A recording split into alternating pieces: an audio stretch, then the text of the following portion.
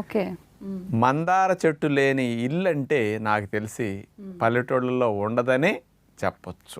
ఆ మందార ఆకులు, ఆ మందార పువ్వులు అందరి జుట్టు పాలిట ఒక వరం అని చెప్పొచ్చు. చాలామంది మందార పువ్వులు, మందార ఆకులు ఏదో రసాలు తీసి పెడుతుంటే ఏదో పిచ్చి జనాలు ఏది పెడితే అది పూస్తే వస్తాయి అనుకునేవాడిని నేను కూడా. కానీ ఏంటి ఇంతంతమంది మందార మందార మందార ఎవరి నోటిన్నా మందార అంటున్నారని దాన్ని అసలు సైంటిఫిక్ స్టడీస్ ఏమైనా ఉన్నాయా, ఎవరైనా చేశారా అని వెరిఫై చేసాం.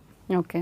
40 పరిశోధన పత్రాల యొక్క సారాంశాన్ని అమెరికా దేశం వారు 2015 సంవత్సరంలో రట్గర్స్ యూనివర్సిటీ యుఎస్ఏ వారు వాళ్ళు ఇచ్చినవి.